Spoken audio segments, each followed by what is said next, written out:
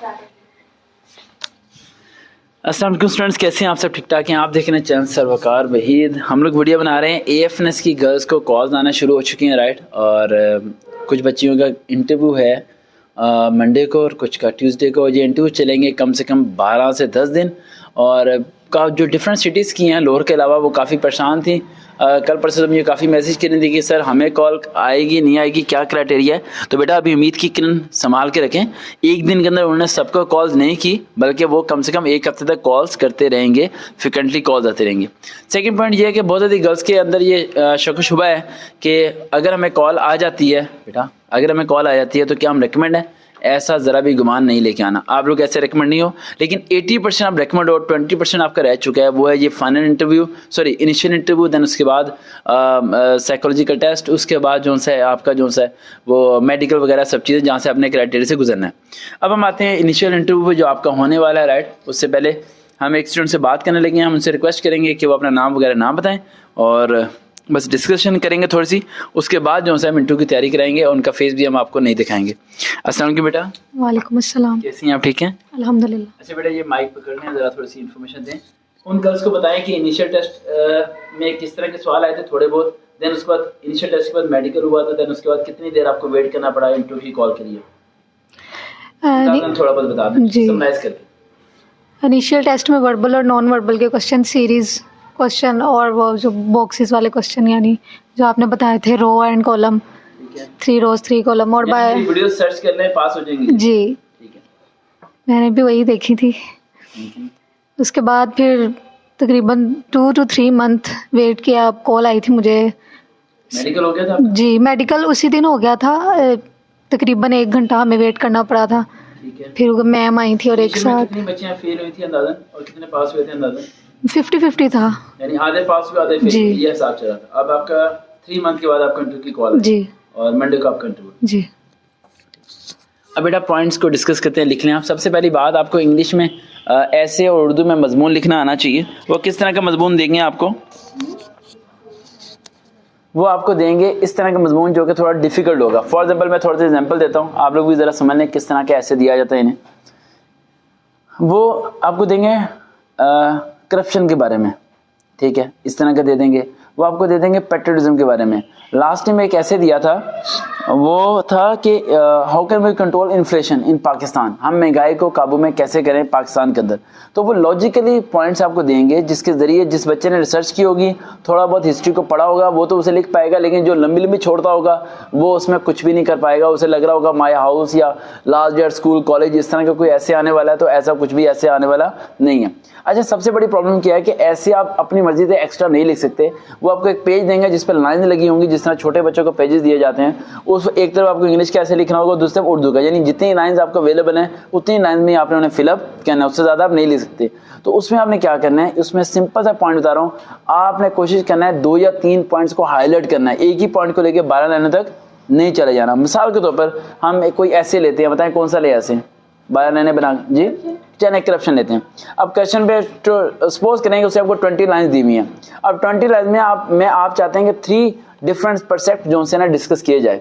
पहला point, corruption होने की बढ़ने की वजह क्या होती है? वजह होती है रूल्स एंड रेगुलेशन का इम्प्लीमेंटेशन ना होना, यानी कानून अगर नहीं होगा, हरकत में नहीं आएगा, चोर को चोरी करते हुए नहीं पकड़ा जाएगा, तो अगला चोर भी चोरी करने की हिम्मत करेगा। पहला पॉइंट हो गया। सेकंड पॉइंट, करप्शन जो है, राइट, वो मुल्क के लिए दिवालिया का सबब बनती है, मुल्क को तबाही का सबब बनती है, बशर्ते जब हुकूमती अदारे में करप्शन हो, प्राइवेटाइजेशन में करप्शन ना हो, यानी प्राइवेट बंदा करप्शन नहीं कर रहा, जो सरकारी बंदे हैं वही सरकारी हुकूमत का पैसा खा रहे हैं। तीसरा पॉइंट आप करप्शन में ये आप लेके आ सकते हैं कि जो हमारे एजुकेशन सिस्टम है वहाँ पर बच्चों की तरबियत इस तरीके से की जा रही है कि बच्चों को बोर्ड के पेपर्स में पैसे देके पेपर करना, रिश्वत देके पास होना या पैसे देके चीटिंग करनी, ये सारे काम सिखाए जाते हैं। जब बच्चे बचपन से ही करप्शन करना सीखेंगे तो बड़े होकर वो एक करप्ट इंसान ही बनेंगे, अच्छे इंसान नहीं बनेंगे। इस तरह 3 पहलू को आसानी से उसमें डिफाइन कर सकती हैं। और कोशिश कीजिएगा आपने बुलेट्स बनाने हैं। क्या बनाने हैं? बुलेट्स। जैसे एक पॉइंट आपके क्लियर हो गया 3 लाइन्स का, make a 1 bullet, then second, then third and fourth. Time short है हमारे पास। देन हम आते हैं उर्दू में मजमून की तरफ। उर्दू में जो भी वो आपको मजमून दें, आप ये मत लिखिएगा जैसे कि वो आपको देते हैं हुब्बे वतनी, आप लिखते हैं हुब्बे वतनी का मतलब होता है पाकिस्तान से मोहब्बत करना, इस तरह की शुरुआत ना कीजिएगा। आप उसे थोड़ी ना ऐसे को उर्दू के मजमून को ज़रा स्टोरी वाइज बनाना। सुबह के 4 बजे हुए थे, मेरी वालदा ने मुझे उठाया। मैंने पूछा कि अम्मी इतनी जल्दी क्यों उठाया? तो उन्होंने कहा बेटा क्या तुम्हें याद नहीं है आज तुम्हारे स्कूल में यौम आज़ादी का त्यौहार है। जस्ट अ फिल्म स्टोरी की तरह, समझ आई? एक क्रिएटिविटी की तरह बनाइएगा, मजमून को उस तरह ना बनाइएगा जिस तरह मजमून बनाते हैं, ठीक है? इस तरह करके हिस्टोरिकल बनाइएगा। और जिस तरह हम कहते हैं आसान फॉर्म में रोदाद उर्दू में आपने पढ़ी होगी जिसे कहते हैं आ बीती, उस तरह के रेलिवेंट बनाइएगा, उसमें आपका बेहतर हो जाएगा। थर्ड पॉइंट, आपको एक फॉर्म दिया जाएगा जो फॉर्म आप फिल करेंगे, वर्ड सेंटेंसेस होंगे जो आपको लिखने होंगे, सब चीज़ें करनी होंगी।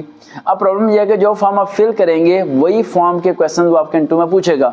आपके फादर का नाम क्या, आपके फादर की सैलरी कितनी है, आपके एक्सपेंसेस कितने होते हैं, आपकी बहन भाई क्या क्या करते हैं, आपकी फैमिली बैकग्राउंड जितना भी आप वहाँ पर मेंशन करेंगी वो सारा इंटरव्यू के अंदर पूछा जाएगा। क्लियर हो गया? अब आगे अगले पॉइंट की तरफ कि इंटरव्यू में करना क्या है। पहला पॉइंट, मैंने हर वीडियो में आपको बताया कि इंटरव्यू में सिर्फ कितनी लाइंस बोलनी है, 3 लाइंस, लेकिन इस इंटरव्यू में आपने 3 लाइंस नहीं बोलनी बल्कि 12 लाइनें बोलनी है। कितनी? 12 लाइनें।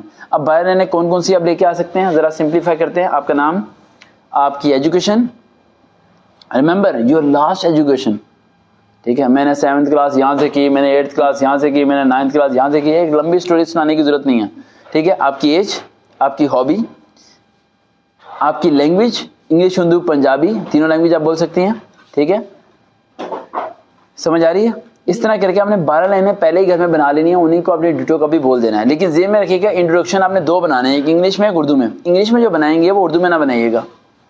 बहुत ज़्यादा बच्चे इंग्लिश की उर्दू कर रहे होते हैं, इस वजह से वो फेल हो जाते हैं। इंग्लिश का अलहदा बनाएं, उर्दू का अलहदा तारफ बनाएं। अगर सवाल वो इंग्लिश में करे तो इंग्लिश में जवाब दें, अगर उर्दू में करे तो उर्दू में जवाब दें। अगला पॉइंट, पाकिस्तान का मैप उठा लें, पढ़ लें। अगर मैप आपको नहीं मिलता तो गूगल से डाउनलोड करें और पाकिस्तान के बाउंड्रीज में अफगानिस्तान आता है, ईरान आता है, इराक आता है, चाइना आता है, जो जो हमारे मोबाइल के आते हैं उन सब की बाउंड्रीज के बारे में प्रॉपर्ली पढ़ें और मैप के बारे में आपको फुल इन्फॉर्मेशन होनी चाहिए।